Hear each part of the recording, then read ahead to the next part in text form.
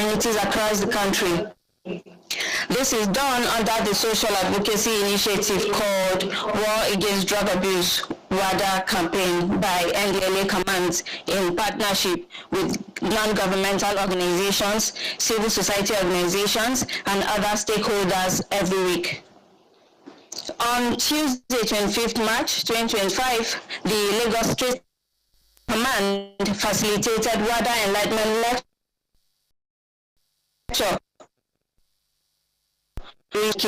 while the Zone Command to students and staff of Model Ideal College Enugu.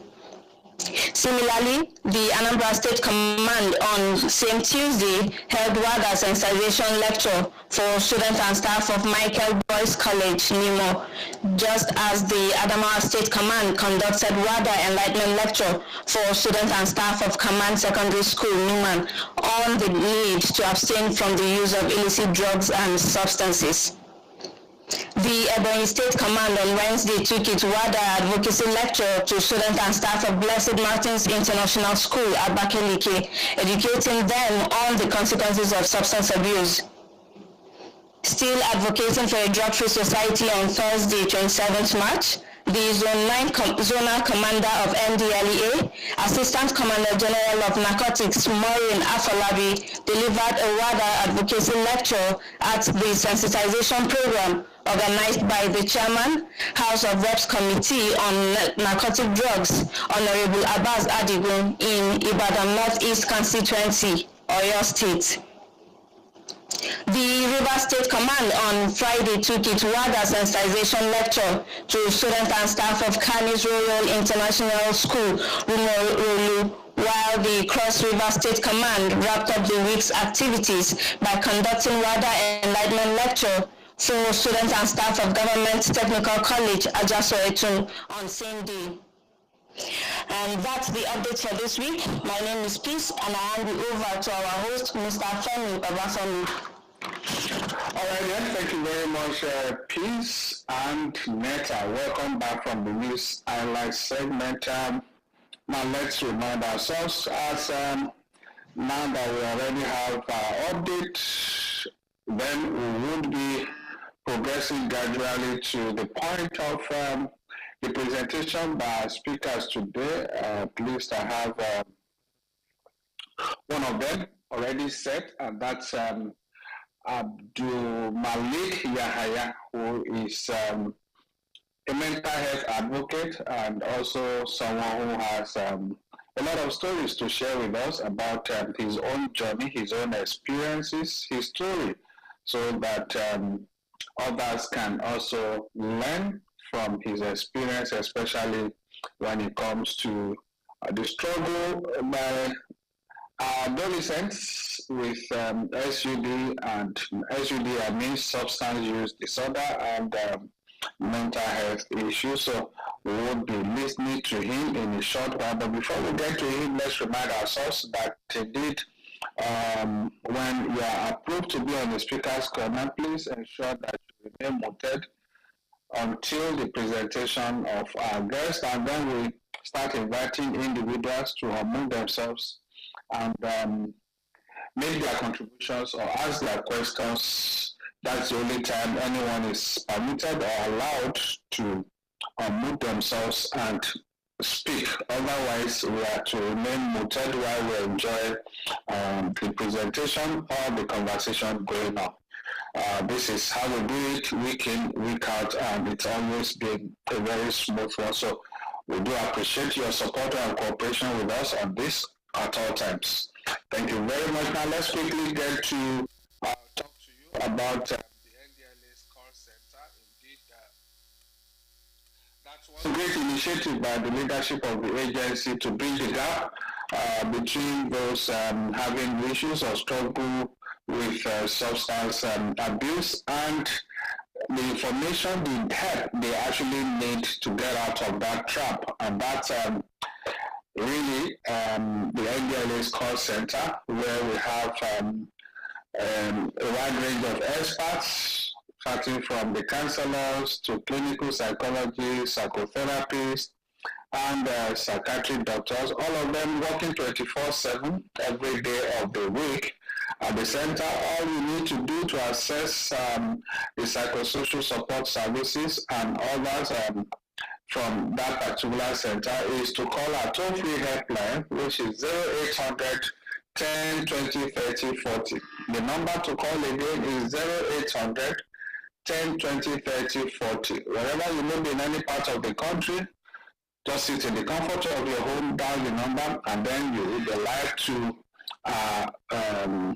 experts, and then they can assist you, provide you with the needed information you need, and even take you through some teletherapy so that you can be able to also overcome the challenge. That's the most okay. But then I think I also need to tell you that the services at the center, they are language sensitive, meaning that for those who are in the remote areas or in rural communities who may not be able to speak the official language, English, or even the pidgin English, I can tell you that our services also provide that anyone that can speak in any of the three major Nigerian languages can also access this service wherever they may be. That is, if you cannot speak English or pidgin, if you are able to speak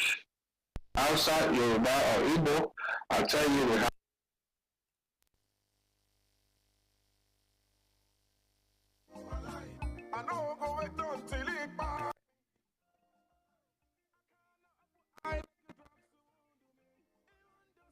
must kill a man. I don't steal me.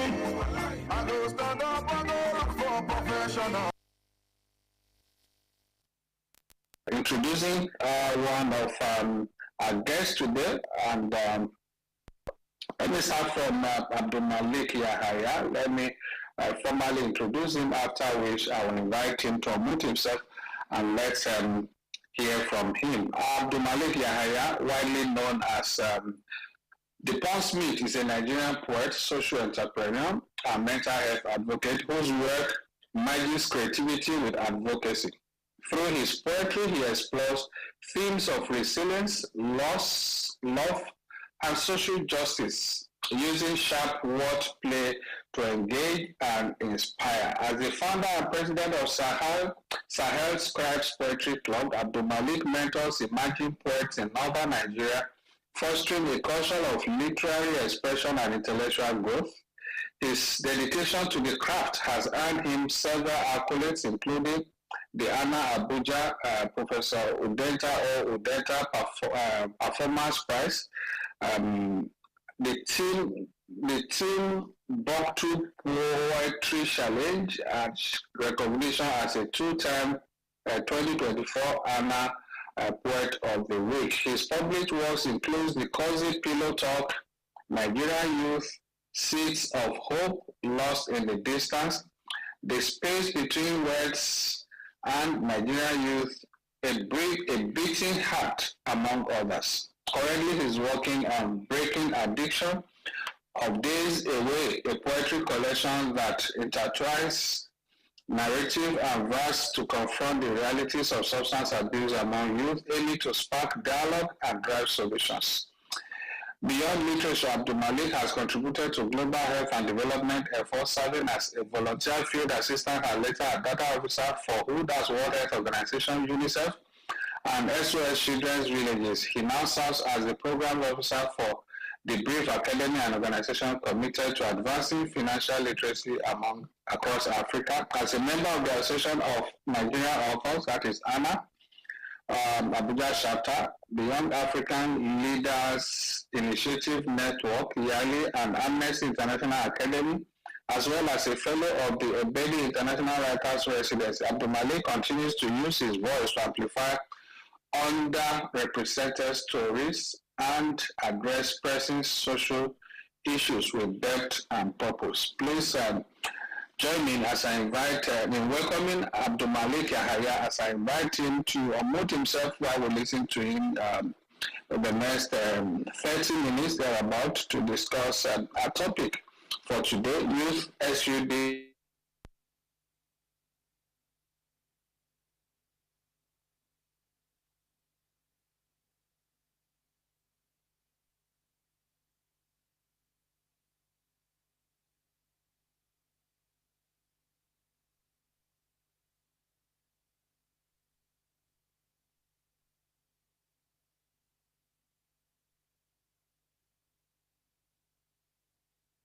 now mute yourself and let's listen to you. Thank you.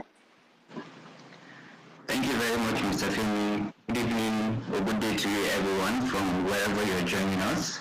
And thank you very much for inviting me to share my story. I mean, for me, it's always a pleasure to come out there, and tell my story and express how addiction works and how to, resolve and try to curtail the menace of substance abuse.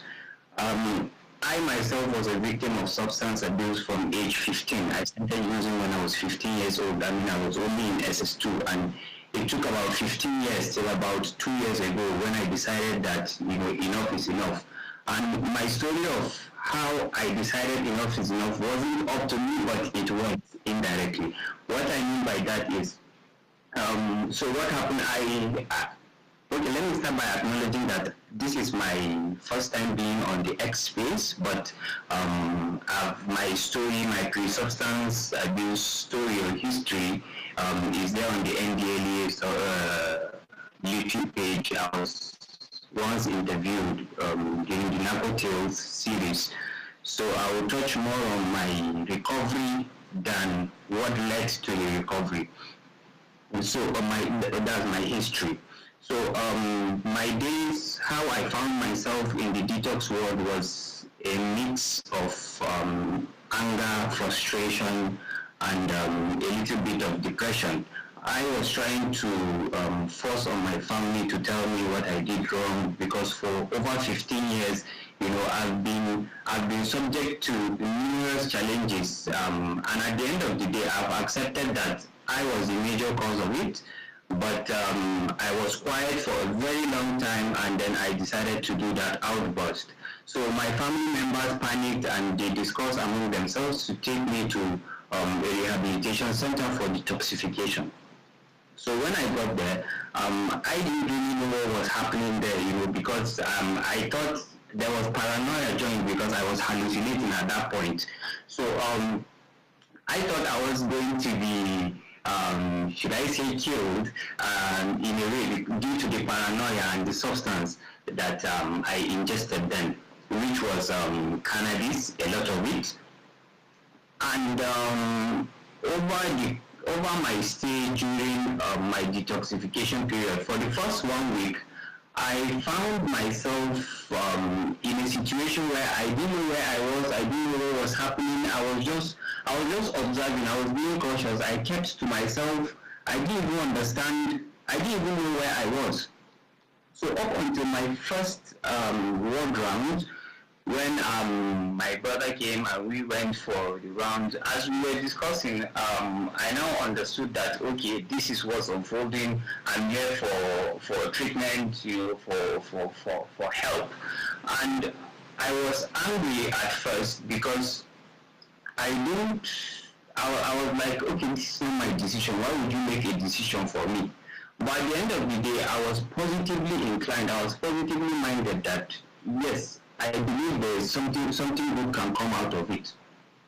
Now, during my ward rounds, we were discussing, and the doctor that was chairing the ward round was like, okay, I think what you need is rehabilitation. After hearing my story, my own side and my brother's side or my family side of the story, he was like, you need rehabilitation. And I objected there and then. I'm like, no, I cannot go for rehabilitation. He now asked me why.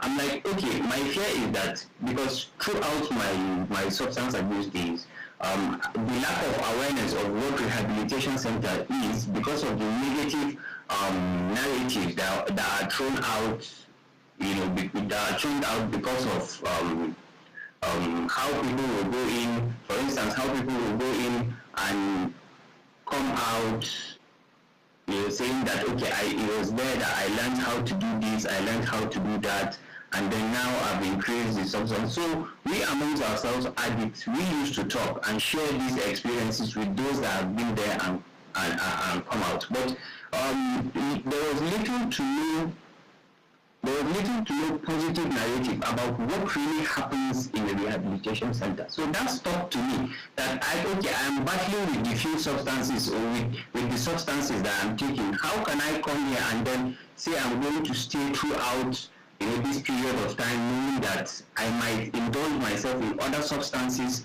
that I wasn't into? So that really stuck to me, and that was the major reason why I objected to it. And he was like, okay, give me an instance. And I mentioned the name. He was like, no, we don't do that here. I'm like, okay, fine and good. So after the first ward round, I now came back to the detoxification ward, and I met a few people that we were trying to familiarize ourselves with. And while we were discussing, I talked to them. We discussed, and I'm like, this is my situation. This is my thing. I don't want to go there. So by then, I had already gotten a book and pen, because I've been reading for a while, and I held a lot of things within me that led to the outburst at first. So I now started writing. I got a book and a paper. I now started writing. I didn't know what I was writing at then, but I was expressing myself. I was letting it out raw. I was letting my emotions out. I was writing, and then after I write it, I go to those few friends that I notice are positively minded. I go to them. I give them. I'm like, okay, read. Please mark me over 10. Like, give me your honest criticism. I don't want you to just tell me that this is good, this is good. What do you think of this? And the feedback I got was more of like, okay, you have something there. There is something there. Keep doing it. Keep writing. You need to go to rehab. You need to go to rehab. And the person that was really advising me to do that was someone that was seen in the rehabilitation ward as someone that was negatively inclined. He was someone that was being in the rehabilitation center, but due to a certain problem, he now was brought back to the detoxification ward to start again. So that was how everything now came together. And by the time I discussed with them, and a doctor came to see me again, we discussed, and as he was taking down, my history and the rest, he was clacking me. He was like, you need to listen to the advices given to people around you. And that stuck to me. It was on a Saturday that he told me that, and that stuck to me. And overnight, I kept on thinking, and I was introspective about it. I was going deep in my thoughts, and I'm like, okay, now you are here, and this is something that you've been into for a very long time, and it has affected your studies, it has affected your relationships, it has affected your lifestyle. The people that you're with 247 before you started using are no longer there, and the clouds that you thought you were chasing, are no longer there. So if at all you've reached this stage, then take the exit and make good of this situation, and try to be done with substance for good. And that was how it started. And then overnight, I now discussed with them, I'm like, okay, me too, I'm going for a rehabilitation program. I'm going there. And all of a sudden, the other patients that were there were kind of like, okay, you now have changed, and I became an advocate for rehabilitation. I mean, I was open about it. I was because even though I tend to keep to myself, and I can be vocal about my perspective and how I see things and my own values. So they will be like, you really want to go? I'm like, yes, I do. Why not? And time and again, those questions kept on popping up, and I was very, very firm about it. To the point that there was a strike going on then, but I went to meet the same consultant that was telling me that you need to go to rehab, and I said no. I went and met him personally, and I'm like, see, my perspectives have shifted, and I'm going for this program. I was like, okay, fine. Why do you want to go? And I now let down my issues. I'm like, I've been using this thing for a very long time. It has affected my studies. It has affected my life. It has affected my future. And it's something that, even though I was using it, I was tired of it. And it's common to most users. It is something that you are going to be using, but because we don't know the extent to which we are damaging our brain cells, our rationality, it became more of like a cause for us, because we're just chasing thoughts, chasing clouds. So that was it for how I decided to go for my program. Now, during my detoxification, I saw a lot of young adolescent kids that are new to it, but at the same time were there because of family challenges, because their family forced them to come, because there's an issue. They've been maybe terrorizing. Sorry to use that word. In a sense, they've been terrorizing the area, or doing all sorts of mischief in their community. They were brought there, and the discussions I've had with them, because I do sit down alone, but I do talk to people as well. So we were discussing, and one of them was like, he's just tired of this. He was brought from a different country to Maiduguri. He was in Maiduguri. I did my program, so he was brought there, and he was telling me that, you see, this is something that he never wants to do it again. He never wants to go back to it. Now, recovery, as I've come to understand, is in stages. When you are in withdrawal, you tend to feel all these emotions that makes you, want to lose yourself, in a sense. So these withdrawal stages, I believe, depends on the pinpoint, on many factors. You can feel it physically or emotionally.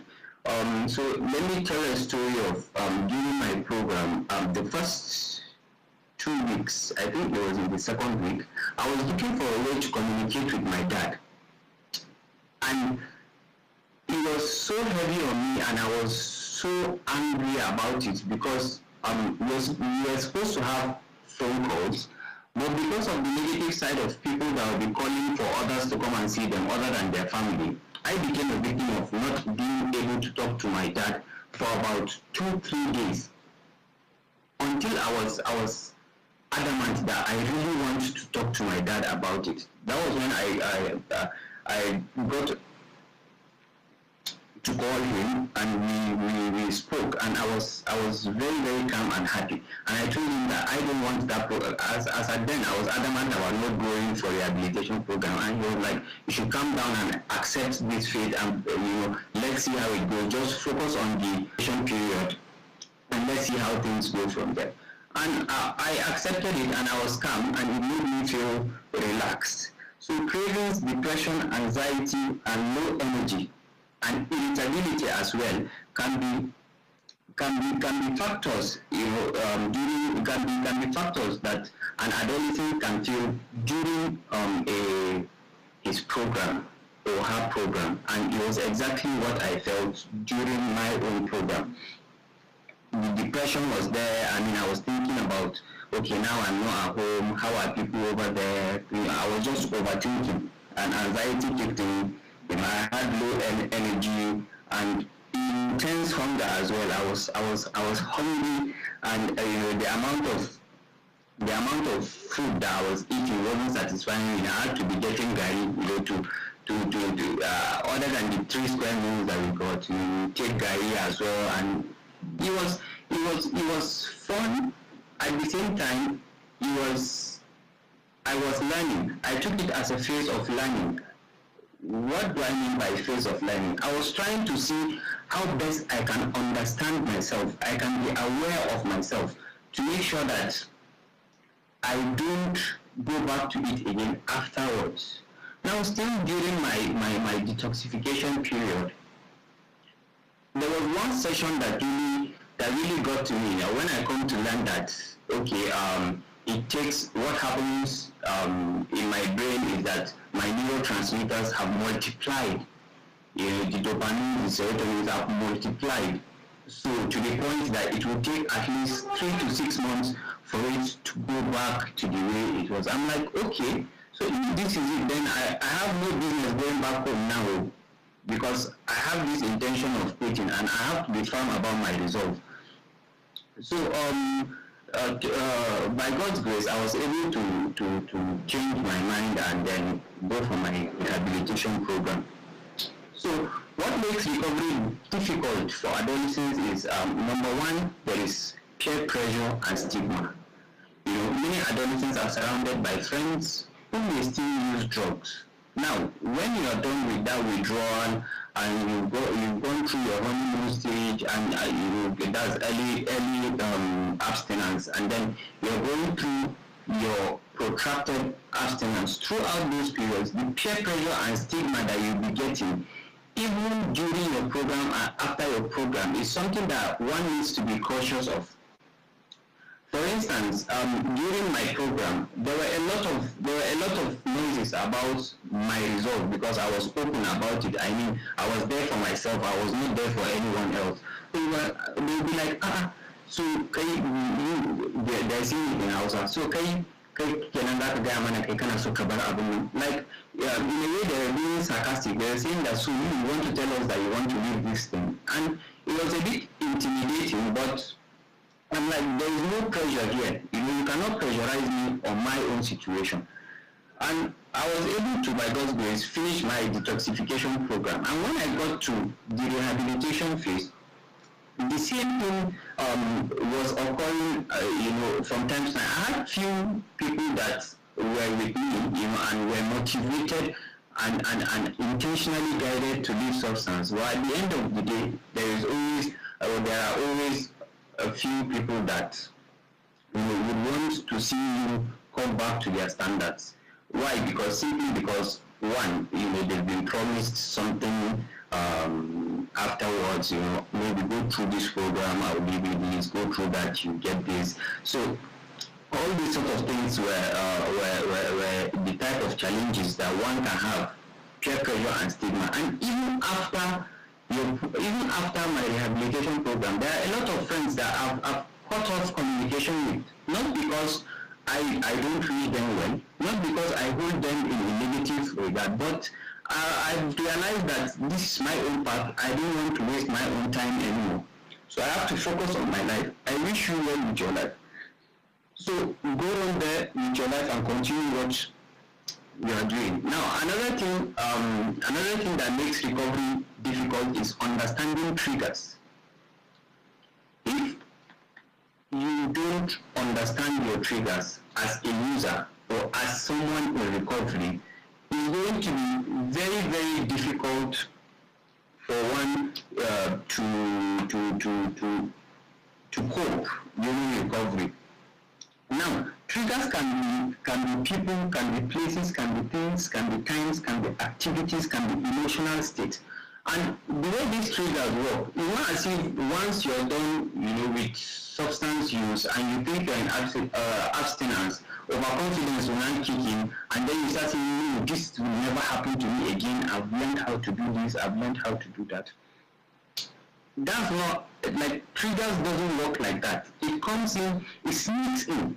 And what I oftentimes say is that it comes and drops some residue. If you fight it today, it will come tomorrow to add to the residue that it left yesterday. So if I'm not able to, one is not able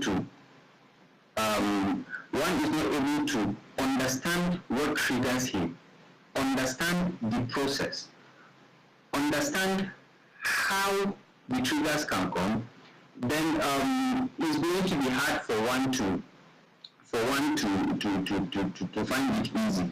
Now, for solution to that, in my own perspective, what I do is I create schedule. For instance, now when it has to do with my family, whatever I do, I give them pointers of this is how substance is, this is how substance is done, and then throughout my program we were cancelled together with my younger brother, but the siblings I'm living with now were not there, but he updated them, and we have a system of communication amongst ourselves. So that family support is key and important.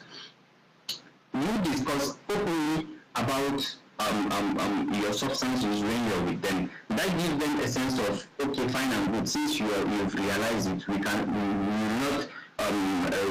even bother about it. But the lack of trust will always be there. And what I've come to learn is that it is the last, if not the last thing that will come after abstinence. That's the lack of family trust. So in there, the issue of family challenge is a big issue. I found it very, very easy, and it's not my doing. But at the end of the day, many people I've seen during my program and throughout to this day is the family barrier, the family challenges. Is more of like a fight. And to be fair, I would say that they are going through their own stigmas as a result of my using. Let me just use myself as a point of reference. So my family can be stigmatized because of my own shortcomings and my own using. But at the end of the day, it is up to them to be positive about my regards. Now, I've seen a lot of people that have come in and go out through rehabilitation system or detoxification at least 5 times, 7 times in a single year. Now, if you realize, the family will come back and say, no, our son is this, our son is that, fix him. When you take your kid or your son to a rehabilitation center or for a program, you stick by his side and understand that what he is going through is bigger than him. Yes, he indulges, but at a point that it becomes addiction, the control is no longer him, is no longer there. And it has to be introspective for that to take shape. So on both ends, there needs to be amends. Families needs to be supportive, even though some are dealing with their own issues. Now, school disruption as well is one major issue that I find to me is very, very personal. To me is very, very personal. It affects school performances and even cause young people to drop out. I myself was a victim. It's only now that I'm trying to get myself back up and go back to school and try and excel and achieve in my dreams. But for the past 15 years that I've been using, I started school, and at the end of the day, I saw school as a place, because of peer pressure and peer influence, I saw school as a place whereby I find substance very, very available, in a sense. Now, it was due to some of the friends or the peer groups that I was indulging with. And what happened then was I was in school. For 3 days, I wasn't able to sleep. I was just using. If I was to sleep, it would just be for like an hour or two, get back up. Is shisha, is retinol, is codeine. I was just chasing clouds then. And that was around 2014. And I sat down in my room and bursted into tears. I started crying. I'm like, is this what you came here for? Is this what you're here for? Are you here to waste your life? And at the end of the day, at that point, from my family side, they were telling me that, okay, what we are paying for you, your results is not showing up for what we are paying for you. So you need to know what to do. And the adolescence now, the irrationality now came to me, and I vented to my sadly, I vented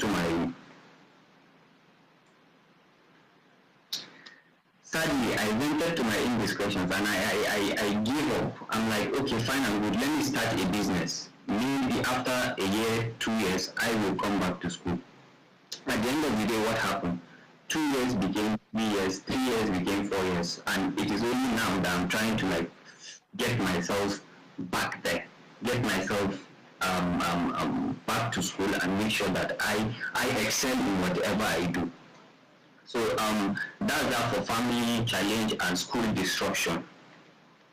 Now, neglect of mental health is also another issue that we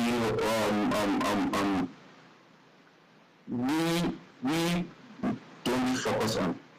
We believe that when you're working, when you're cool and you can handle yourself and you can keep quiet, that's all for your mental health. But is wrong in a sense, because if I'm going to speak on my own behest, I'm going to say that throughout my substance abuse years, I didn't even know what was happening in my brain. I didn't even know anything about dopamine, serotonin, and how they multiply and how it takes. The lack of awareness is not there. The lack of awareness is there, and I didn't even know what I was going through. And series of trauma caused me to be using and going back to it again and again. For instance, now I will wake up a day and say that I'm not going to take cigarette again. And before I know it, I'm losing the argument, like the automatic process has just kicked in. So trauma, depression, and loneliness, especially in a situation whereby in Nigeria, where the system is designed to make you feel hopeless, one needs to check his mental health or be aware of his or her mental health 24/7. And is an issue that young children or adolescents are facing. I am speaking as a victim of it. So if you want to really help young people to recover and stay on the right path, the approach, at least we create youth-centered spaces like what we are having now. What we are having now is a friendly conversation and safe, even though people fear to put out their story because of fear of that stigma that I've talked about. But finding safe spaces, it doesn't have to be public. If you can go finding safe spaces, you can find a safe space and discuss your mental health or your recovery stage or your substance abuse. Like share your story. So you combine addiction treatment and then use peer support. Combine addiction treatment with mental health care. Emotional healing goes hand in hand with quitting substances. And that's where I oftentimes tell people to seek help. There are professional people out there that are there for you. So you need to sort their counseling, you need to seek help. You can use your peer support. Use your friends that are there that have used, some people that have overcome substances, and discuss with them. I have several one-on-one discussions with people that have been into it and are trying to find themselves out of it. Some of them are in the withdrawal stage. A lot of them are confident that they want to be done with it. But without, I myself can only give,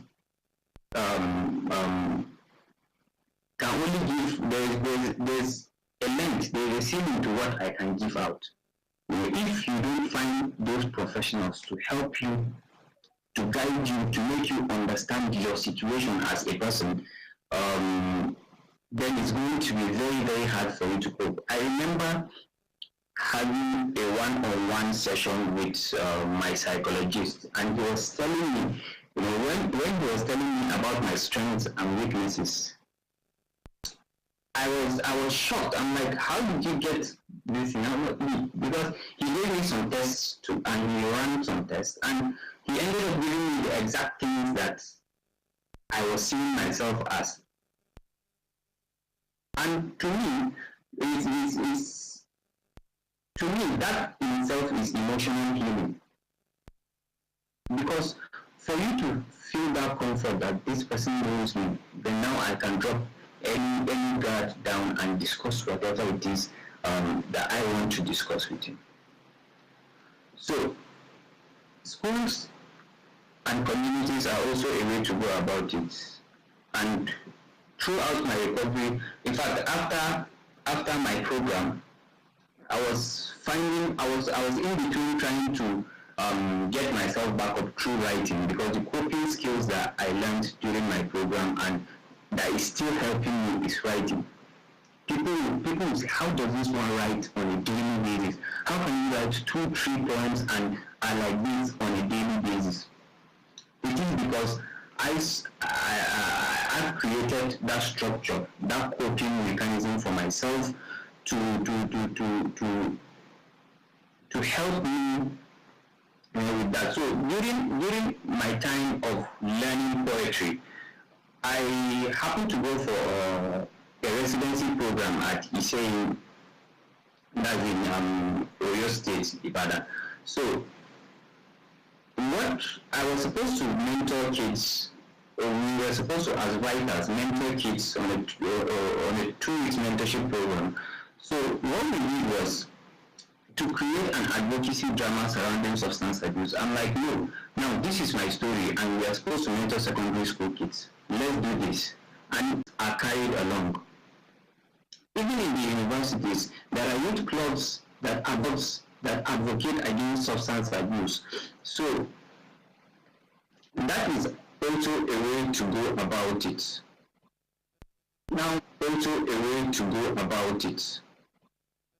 Now, for the policymakers and stakeholders, let me quickly rush through this. It have been discussed time and again here, but the one that I think needs to be talked about by me is addiction. There are a lot of young people that are there, but because of how substance abuse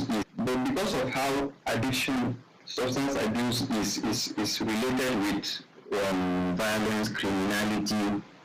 A lot of people find it hard to come out and tell their story because they are going to be seen through a lens of violence, or this one can do this, or if anything is no longer there, they will say it is that person that took it. For instance, now I myself, while I was using, any small thing at home that was not there, they just say, go and ask Abdul, go and ask.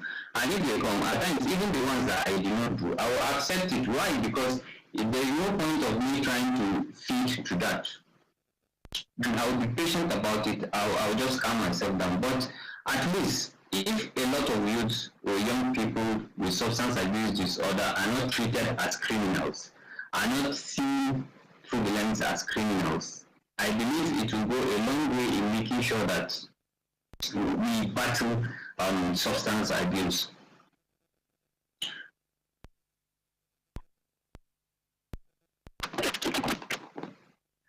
I believe I've stepped on the time given to me, but if I can just round up with a poem from my collection that I'm trying to publish, which is The Virtue of Pain. The title of the book is Breaking Addiction of Days Away. Now, I wrote this book during my rehabilitation program, and every day I will sit down. From the moment I said I got an exercise book and a pen, I started writing, and whenever I write, I give it out there, I put it out there, for my doctors, for my psychologists. I read it for them, and they'll be like, fine, kudos to you, keep it up. And one of the advices they gave me before going out, before coming out of my program, they were like, just keep writing, don't stop writing, and it was one of my goals.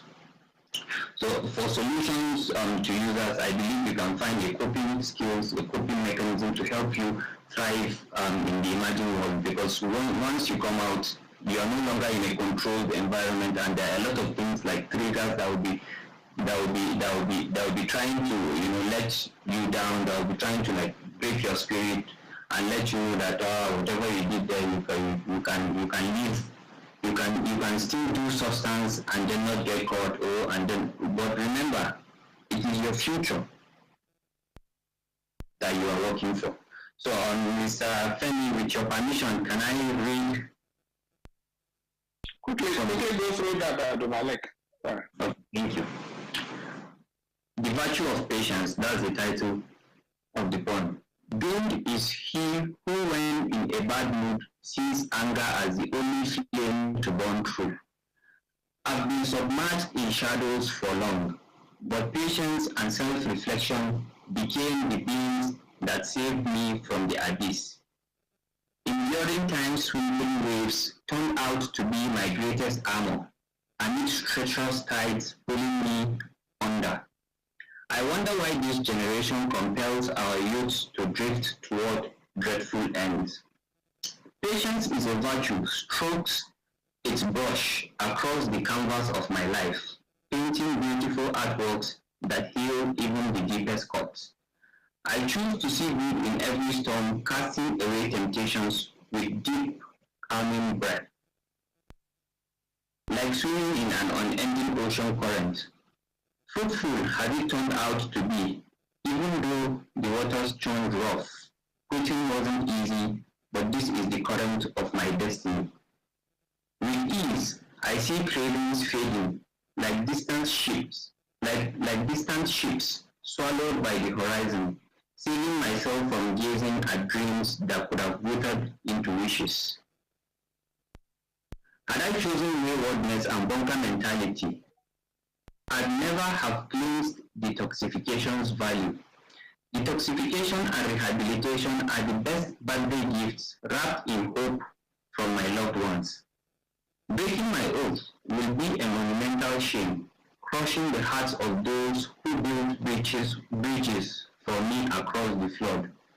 With patience paying off, I pray I'm not running faster than my shadow, that my steps are steady, my resolve firm, substances are bygone, buried beneath the dust, till my last breath.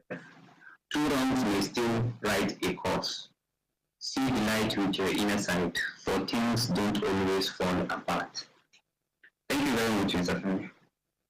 All right, thank you very much there, Abdul Malik, for taking us through your experience. And that was very detailed one, with quite a lot of lessons to learn also. And I have seen a number of questions coming in based on your presentation. We will be getting to that, but before we get there, let's quickly acknowledge some of our compatriots already on the space. We'd like to appreciate Dr. James Komolafe. I think the one of the remarks by Abdul Malik, he referred to something that border on an aspect of the presentation by Dr. Komolafe last week. Dr. Komolafe is a behavioral health expert. Thank you very much, Dr. Komolafe, for being part of our conversation today. I've also seen Dr.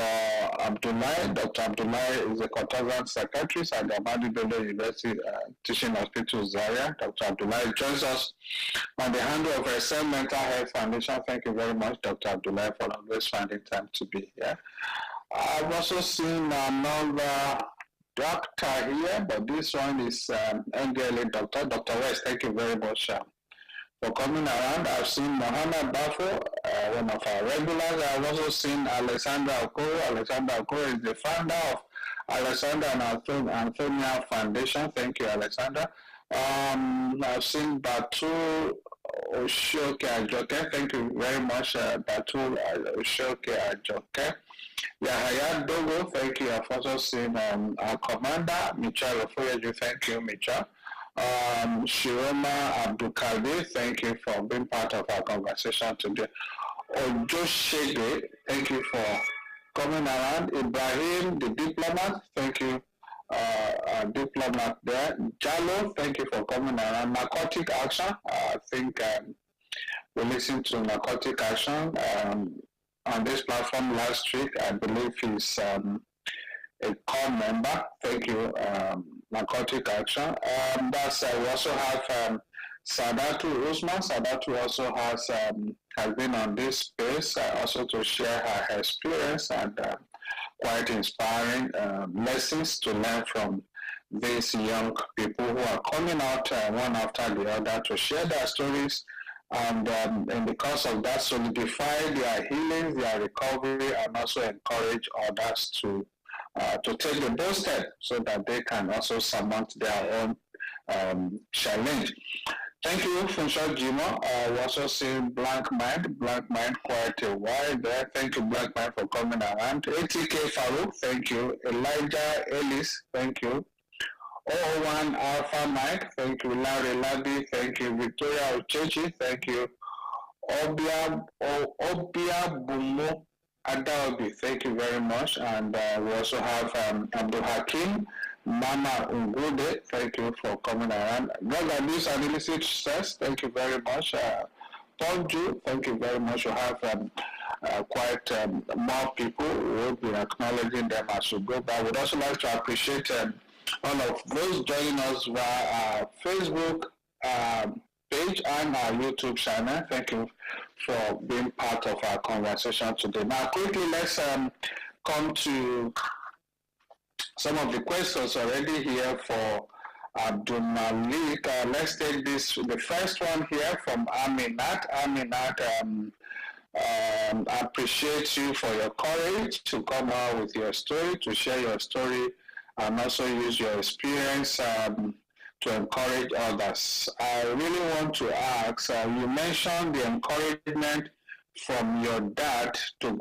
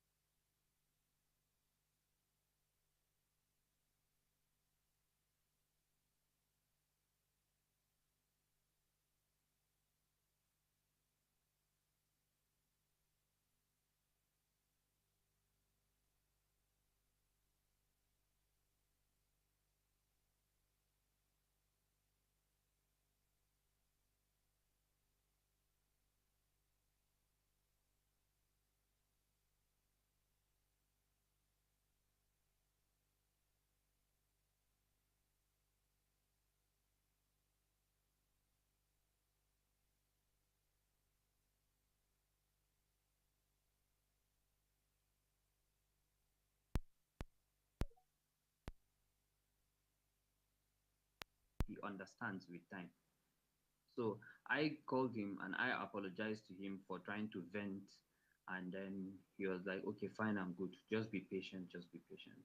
Now, in between it, what really triggered my abuse was the fact that my dad separated with my mom. So I tend not to talk too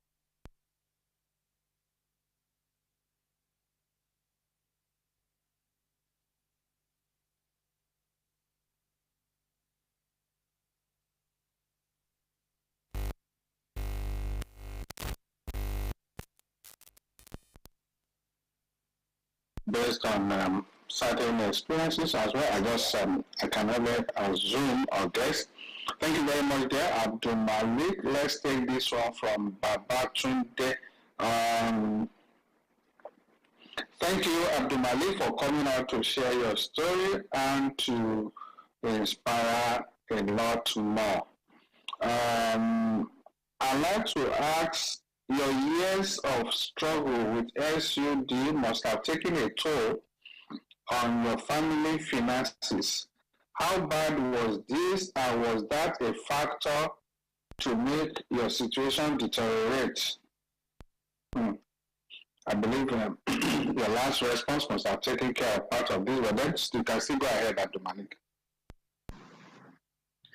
Well, I definitely it will affect my family's finances, because at the end of the day, it is whatever my dad and my parents or my family gives to me is what I'm still going to put to using substance. So I believe it has. Okay, all right. Let's quickly move to this one from Victoria. Victoria is asked, okay, Victoria also acknowledging and commending you. Then she's asking, using your experience, how do you think parents can recognize early warning signs of SUD and mental struggles in their adolescents? I think that's a good one. All right, Abdul Malik, go ahead, please. Yeah, that's a very good question. But in my own, or from what I can say, is to keep your child right from the word go, right from when your kid is a baby. Bring him closer to you.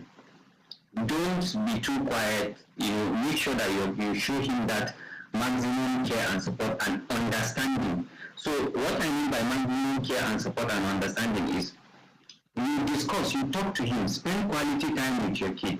There was this analogy I read, that kids or children come closer to their parents when you give them that time, that quality time to discuss. So do away with your devices, with your laptops, phones, and whatever. Like, create time for you and your kids to make them make them trust you, to make them feel free around you, so that when they reach that adolescence age, you have already created a habit of discussion, a habit of opening up. Because once your child has started going to school, you have automatically become a competitor to his friends in school, to his teachers in school. So if you don't bring him closer right from when he is a kid, by the time he is an adolescent, you might start noticing key things like irrational behaviors. For instance, I started keeping to myself when I was using. I was closer to my mom than my dad while growing up, simply because my dad was a very quiet, he doesn't talk much. So and when you confront him, with something, he doesn't say much about it. So I was very comfortable with my mom. Why? Because my mom would call me, come here, my son, tell me what's happening, what's this. Like, my mom and I were very, very close.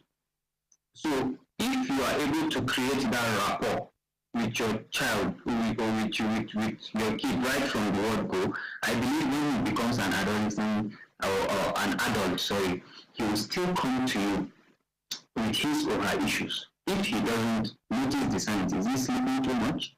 Is he abstaining from the things that he usually enjoys doing?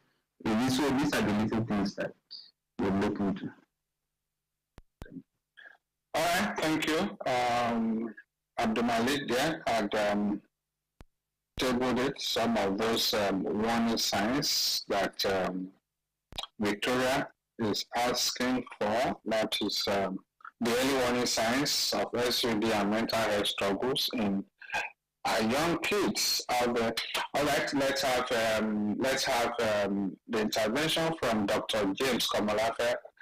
I hope a lot of us didn't miss his program. Thank you, Dr. Komolafe. Please go ahead. Wow. Thank you so very much, Mr. Femi Femi, and everyone in the house this afternoon, this morning, this evening, depending on where you are hearing from. We're so delighted to hear a brother there speaking today, Abdul Malik Yahaya, and to know that yours is a genuine experience and encounter. And my management has a gift for you on 3 counts. That is the fundamental framework integration dynamics against relapses. We discover that all that you have just spoken about now as pathway to recovery are part and parcel of the framework we are weaving out, and even much more by next week. So on these 3 counts, Mr. Abdul Malik Yahaya, count 1, your courage to come out so boldly to tell us what happened in your own experience, where you are, what you are doing, your coping mechanism, and all of the rest. Number 2, your commitment to ensuring that drug and substance abuse are completely eliminated, and then your care for others. Our management has asked me to convey a full-scale scholarship for you on fundamental framework integration so that you can enjoy it firsthand and then help many to do the same. We want to thank the NDLEA, our leader, Major General Uba Marwa Retire, Mr. Femi Babafemi, and the host of leadership here present and those who are not here for this great work. We're ready to cooperate with NDLEA to making sure that we don't just do drug reduction, but we're going to do drug elimination completely, even with this current wave we are seeing. So we're encouraged, we're happy for a young man as this and for what he's doing in this terrain. Thank you so very much. All right, thank you very much, Dr. Komalafe. That's an awesome one, and congratulations to Abdul Malik.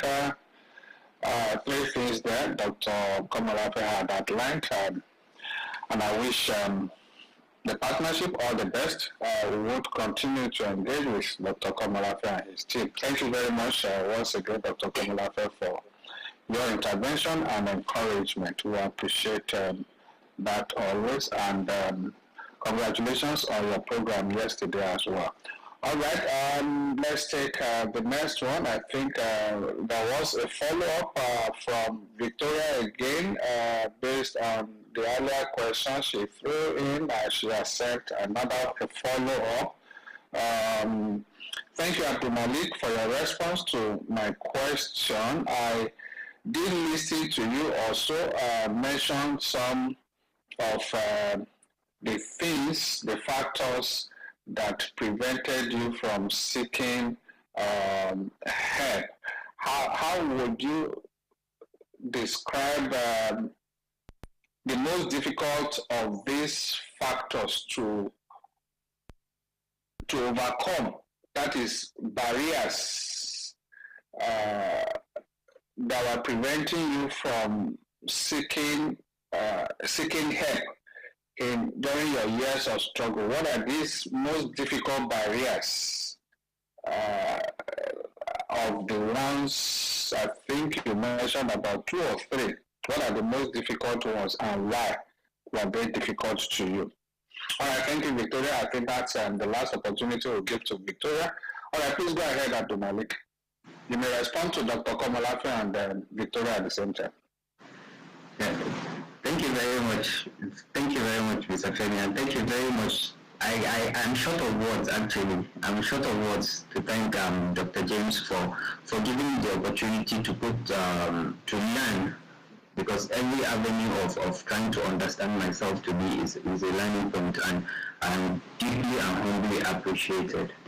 And I feel sorry, I am humbly and deeply appreciative of your effort, and I've been following up with your activities for quite a very, very long time, and it's an honor, honestly. I feel elated. Thank you very much. For Victoria's question, let me take a deep breath first. So the first thing is acceptance. I haven't fully accepted that I'm ready to leave this. And the major factor or the major reason I would say is friends.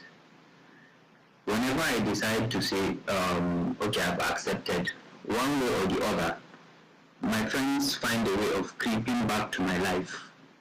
How? At a point, my own place where I stayed became a place of use. So whenever I say I'm not going to take, even if I'm at home now, they'll still come to find me, they'll still come to look for me. And I give them that laxity to feel free and do whatever they want without any boundaries. So that is a major issue, a major challenge for me. That's if I get your question correctly. So the second one is the narrative, that's the negative narratives of what rehabilitation center or rehabilitation program is all about, which I can see it's bold and clear that it is not true. There are professionals out there ready and willing to help you understand yourself, but without that proper intention of wanting to understand, you might find it very, very hard. So first and foremost, accept yourself, accept where you are, and the rest will come naturally. When you accept that I'm ready to quit this thing and whatever I've done, it is in the past, it will come true to you. Like Mr. Femi said, I've mentioned a few things before, so maybe if you can listen to the recording again, I believe you can find your way to the answers. Thank you. All right, thank you very much there, Abdul Malik. All right, let's, this one is not definitely directed at you, Abdul Malik, but I think, okay, there's Ayodegi here. I'm quite enjoying your conversation on this space today, but I must admit that I missed Dr. Komarafe's program yesterday, despite the fact that I pinned it, copied it from the NDLA's director's page, not though intentionally, but I live outside the country and I was airborne to another state where I had to work. I'd like to ask Dr. Komalafe if there is a way those of us that missed can obtain the audio of the teaching or the conversation for us to be able to listen. All right, I believe that's for Dr. Komalafe. Dr. Komalafe, you may quickly answer that.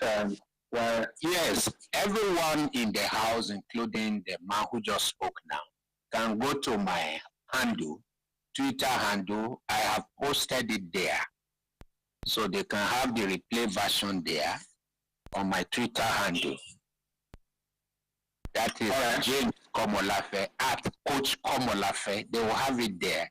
And even the 2 days training we are rolling out for people who are really keenly interested in knowing how to walk away from relapses and to help other people walk away from relapses. They will also find it there. We're holding it for 8 and 9 of April for 2 days. So they are all on my Twitter handle, James Komolafe, or at Coach Komolafe. Thank you very much. All right, thank you there. This one is coming from Obongo. Thank you, Abdul Malik, for the great insights, especially sharing your story including the emotional part of your story. That takes a lot of courage, and we do commend you for that. I'd just like to ask, because in these days we have quite a lot of dynamics in a lot of families, and I did listen to you mention such dynamics in your family between your dad and your mom, and then her eventual death. How much of effect do you think this can have on the mental health of adolescents, especially those in their recovery journey? Okay, thank you. Obongo. Okay, Bongo. All right, please, you can go ahead, Abdul Malik. Thank you very much for asking that question. It is a very, very good question. Let me add to that. You, as a youth, you understanding the dynamics in your family and understanding yourself and how to navigate through these challenges is a key thing to consider. In my own side of the story, for a very long time it has affected me. Why? Because I vented to emotions, to frustration, to anger, and a lot of it. But till today, I've found a way to navigate through it. How? By expressing or by telling my family in an understanding way that, see, this side that you're saying I shouldn't do this with, I shouldn't talk to, I shouldn't be closer to, are people, are my blood. If I neglect them, yes, there is family of creation and procreation, but if I neglect them, I'm taking away my own childhood out of it. And so, as a youth, it will definitely affect you. As an adolescent, in fact, an adolescent, you are in a stage whereby you are trying to understand yourself as you are trying to discover yourself as a person. So, family dynamics will definitely affect you, but understanding yourself is a key way to get you out of it. You have several ways. You can decide to be with the family and not let the other side know. You can decide to just find the means of navigating through it. But first and foremost, make your family aware, directly or indirectly. Let them know that these people are yours, or your family is your family, if like in my own situation. Thank you. Have I answered you? But I feel I haven't done justice to the question. Well, Obongo will have to manage with whatever you have provided. Thank you very much, Abdul Malik. If you actually want to hear more, you can, after the program, take a listen again, or you can contact Abdul Malik in his DM. He will definitely attend to you. Okay, let's take this one from Yakub. Yakub has up to 3 questions. So let me see. I can put them together. Yeah, Yakub. Okay, can I bring attention? Okay. Let me just play this one there.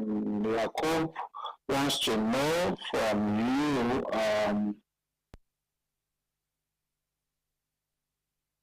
At what point were you exposed to substance abuse, and what were those factors? Were you exposed as a result of peer pressure, social media, or is this other one? Okay, peer pressure or social media influence. All right, I think I got that. Okay, I'm sure you can just run over some of the things you have discussed before for the benefit of Yakub. Maybe Yakub just came in. Thank you. Go ahead, Abdul Malik. Thank you very much, Yakub, for the question. My exposure, well, I'm trying to understand, I will understand what exposed, what you're referring to by exposed, but I was in SS2. I was 15 years old when I started using, and what led me to it. So both peer pressure or peer influence and social media um, both contributed to it. So like I shared in my Napo Tales episode, I think I touched a lot on it. So it was more of like a family situation that was unfolding, and because of that family situation now, that led me to depression. I think someone in this space once mentioned that there is no substance use without a mental health challenge, which I definitely concur with. So that led me to peer pressure, and at that point, I was already influenced by social media because I was someone that was into music a lot. So that really, made me know what codeine and retinol and who Lil Wayne was. Around 2008, everybody knew who Lil Wayne was, and that was when he was trending, the codeine effect and the rest. So both the peer pressure and the social media exposed me to know what substance is. But at the end of the day, what truly triggered those exposure to work was the family dynamics. Thank you. All right, thank you very much for your response, Abdul Malik. Let's take this one from Usman. Usman also joins the league of those commending you for your boldness and dexterity. And then Usman is asking, I've listened to some of the conversations on this platform in the past, especially that of the recent one by Sabatu and another one by Fodio, where they both mentioned that they were, in the course of seeking treatment, they were taken to religious or Malams treatment centers, which worsened their situation or exposed them to a lot of trauma. Did you at any point have a similar experience, or what would be your take on such centers? Because there have been not too good comments or references by two or more people on this conversation in the past. Just want to know, Abdul Malik, you can go ahead. Thank you very much, Usman, for that question. I wasn't taking, in fact, last 2 years was my first, rehabilitation program, and it was the first time I was seeking for help. So I was never taken to any Ibigidan Malam, that's what they call it. And when Saadatu shared her story, I vented to it, and it gave it, like I did an outburst in a way that such places are not even allowed to be there. They are not supposed to be there. There are ways you can counsel, or there are ways that the religious or the clerics can attend to such cases, but taking them to Gidamalam or places or all these traditional places is not a solution, and is not a way to go about.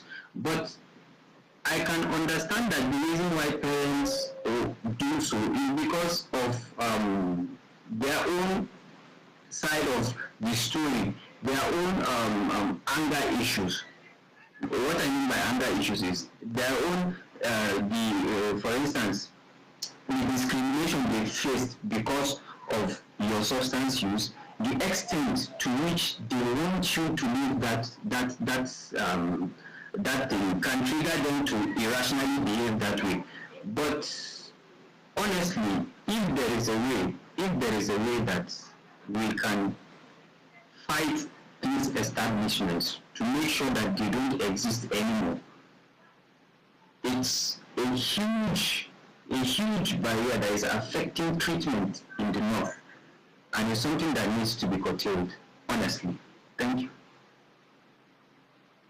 All right, thank Thank you, Abdul Malik.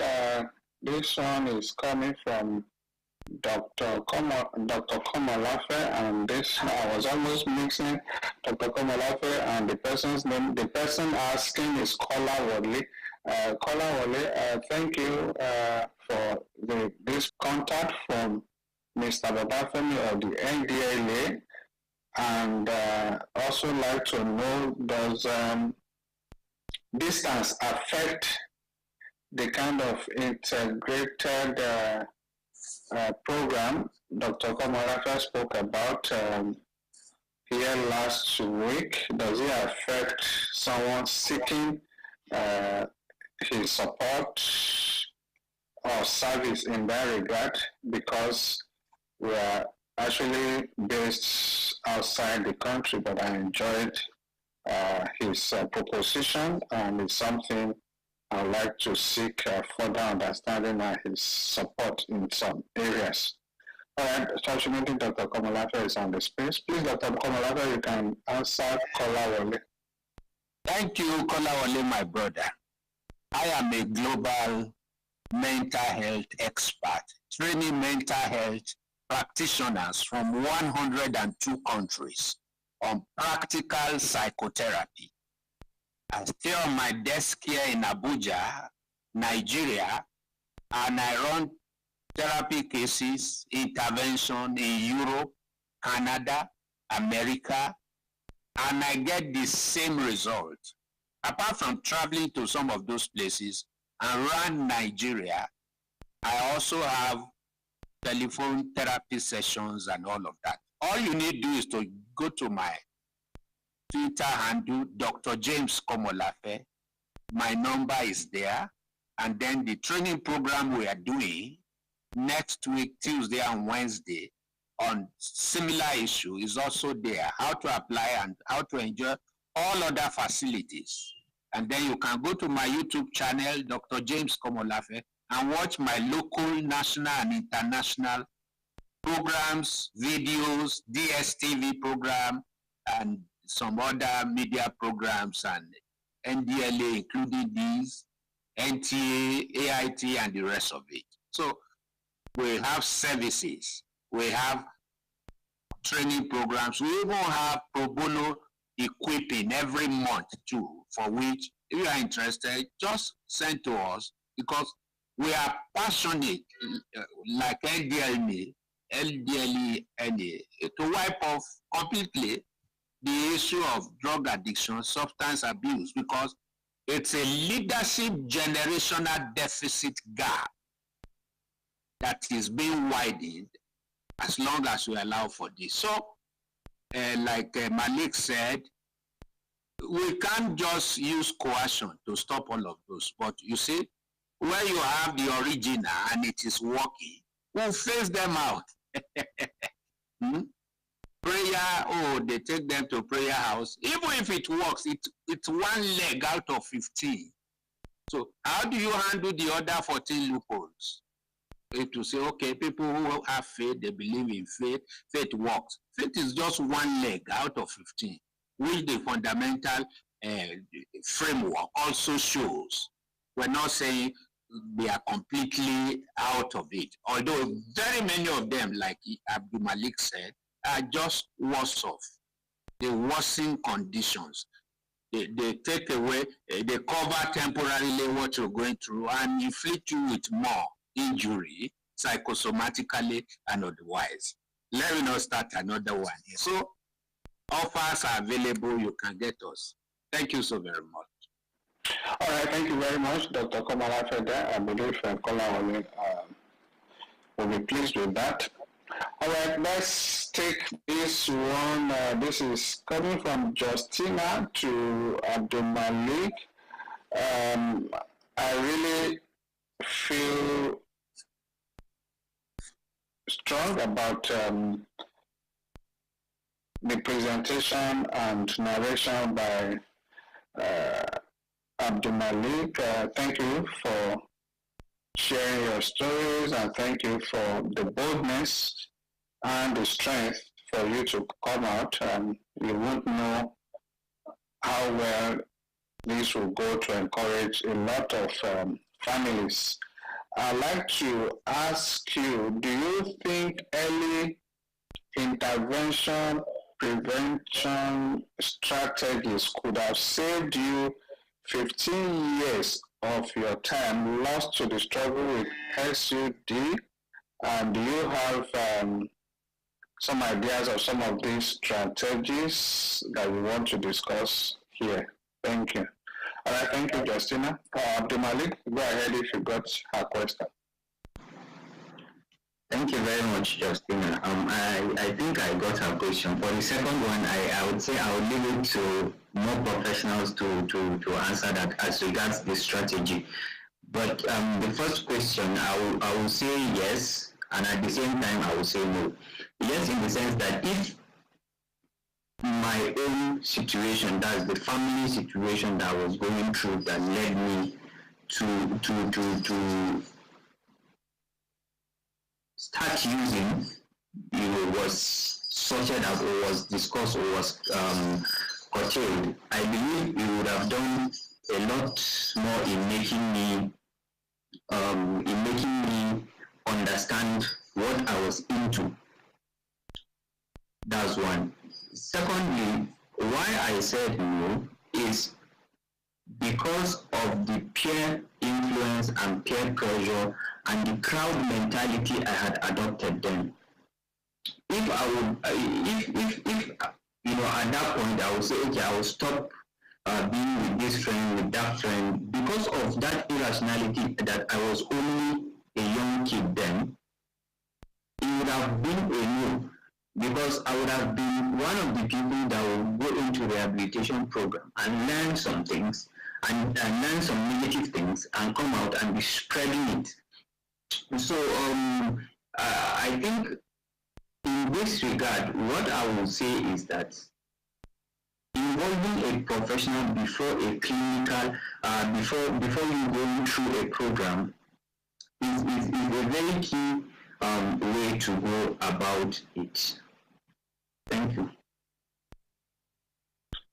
All right, thank you very much. Solving through quite a lot of, I think, just as even though Abdul Malik is the one on the seat today, but I'm solving through a lot of questions also coming in from Dr. Komalafe. I think a lot of people listening to your last this thing here. Let me quickly read this to Dr. Komalafe. This is coming from Adegbuyi. I'd like to ask Dr. Komalafe why his interventions are more focused on treatment than prevention. Are there no programs in his interventions that focus on preventive measures? I'd like to just for him to share his insights on this and why he's more focused on treatment and not prevention. All right, thank you. Adegbuyi, Dr. Komalafe will respond to that. Thank you. Thank you so very much. In fact, beyond prevention, we do 5T behavioral modification model. And I have done prevention across Nigeria and still doing it. If you will understand, and that's a challenge for NDLEA, maybe in one of these sessions, not too far away from here, we will do preventive therapies. The principle, the practices, the pragmatics, and then how do I go about it as just somebody who just recovered or somebody who is interested, who is keen, and then as an ignoramus, how do I do prevention and all of that? We can set it up here. It's part and parcel of the game. It's just that what we are handling as per the topic we give NDLNA is because we've seen these obvious gaps. And we've handled so many critical cases where people will tell us, oh, this is my 5th rehab. I've been out of the 6th one. So it threw us into wonder to say, hey, as we open the front door, let's block the back door. When people are treated in 5T model, what do we do? One, teaching, which is education. Second T, testing, which is evaluation. Third T, treating, which is intervention. Fourth T, trending the result, which is integration.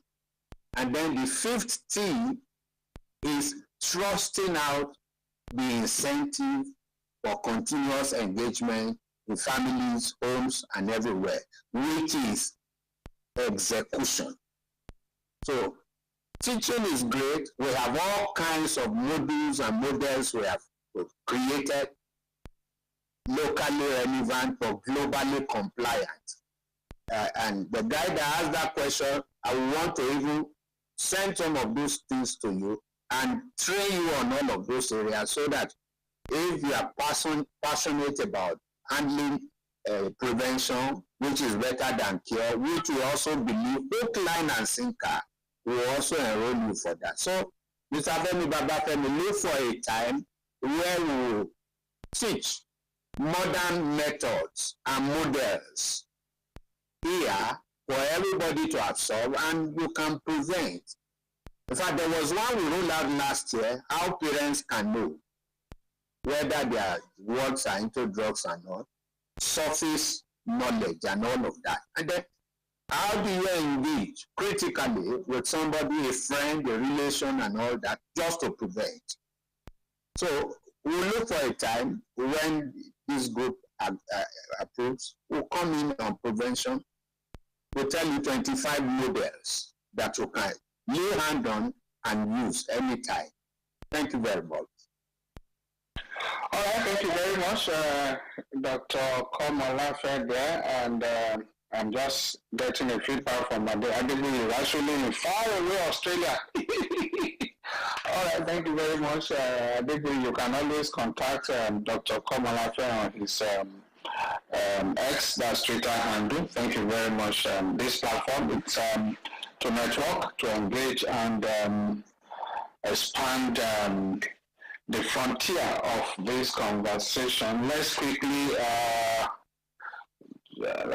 acknowledge a few of our compatriots that have seen right now. Before we wrap up, our time is fast spent. Abdulmalik, be prepared for a closer remark, but before we get there, let me quickly acknowledge and appreciate Dr. Mba Onyekere. Dr. Mba Onyekere was here with Dr. Komalafe last week. Dr. Mba Ogele Onyekere is a health restorative expert. They both spoke on our topic for last week, and it was indeed an interesting conversation. Thank you very much, Dr. Mba Onyekere. We also have Dr. Chichi. Thank you very much, Dr. Chichi, for joining the conversation today. We have Anna Faith. Thank you, Anna Faith, for being part of the conversation today.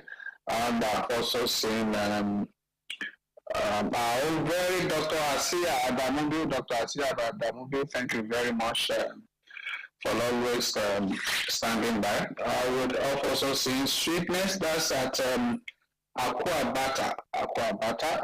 I don't know, I'm not sure if I got that right, but please pardon me if I didn't pronounce that, but I think I'm very certain I got Sweetness right, but at Aqua Bata, I pray I got that right.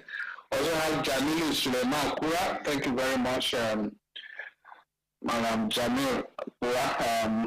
That's the one. We also like to appreciate all our compatriots on our Facebook page and those joining us via our YouTube channel. We appreciate every one of you. Thank you very much. I have also acknowledged Sadatu. Thank you, Sadatu. Sami Umar. Thank you, Sami Umar, for coming around today. Okay, let's have the closing remark from you. I'm not sure I'll be able to go on and read some other questions, but I'm taking the challenge from Dr. Komalafe. I'm sure my colleague Francis will fix that up so that I think Adegui and some other persons in far away Australia, interested in modern methods. And I think Dr. Komalafe has taken that up. It's talking about 25 models. Okay, so we'll definitely fix that up for another time very soon. Okay, let's have Abdul Malik give his closing remarks now so that we can draw the curtain on today's conversation. Abdul Malik, let's have your final take. Thank you. Thank you very much, Mr. Femi. I would like to end by reminding everyone going through addiction that stigmatization is a trend, but you need to know that whatever it is you've been stigmatized for when you are using, it's no longer why people, is not the reason why people will be stigmatizing you when you are in recovery. Some people will just try to test you and see how far your resolve is. So you stick to your resolve and put out your story out there. You can rise from it if your resolve is firm and if your resolution is genuine and your intention is true. I would like to thank Dr. Komolafe for giving me the opportunity to be part of his wonderful establishment, for the scholarship he has given to me. I really appreciate that, and I'm looking forward to learning a lot more from that. And I would also like to thank the NDLEA and everyone that has joined. I would like to thank specifically Mr. Femi Babafemi and Neta and Best Man, even though he's not here, and everyone involved in battling against substance abuse and making sure that people like I have a place. Thank you very much, and I'm looking forward to more and more learning sessions with the agency and with the organizations. Thank you very much. All right, thank you very much. Indeed, Abdul Malik, it's been an awesome time with you on this space today. Indeed, Abdul Malik has been very, very strong and bold in telling his story.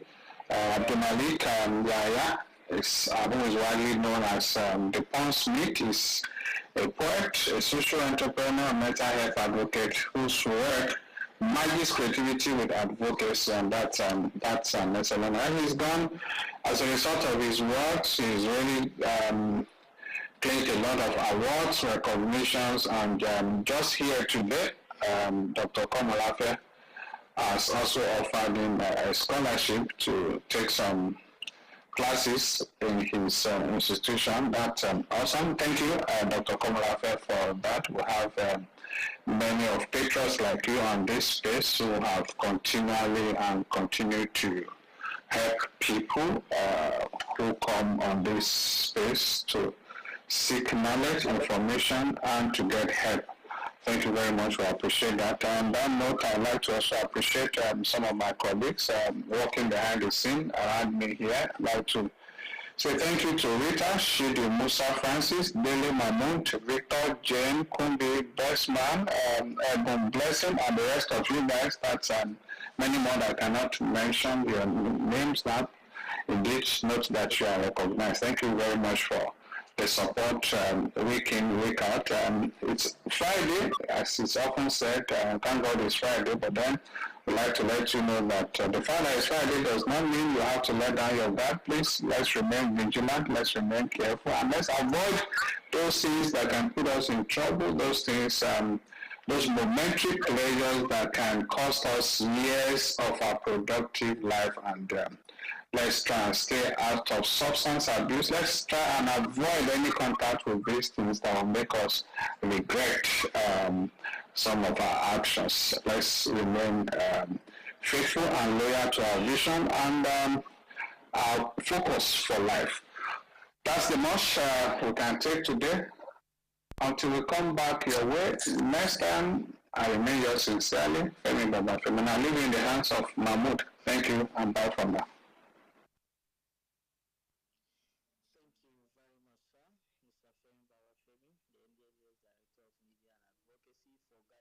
Throughout today's program. For more information about NDLA, our listeners can visit our website www.ndla.gov.ng. Our social media platforms remain at NDLA_Nigeria on X, Instagram, YouTube, and TikTok. On Facebook, it is at NDLA OA. Do join us same time next week for another edition of this wonderful program. Bye bye. I can read it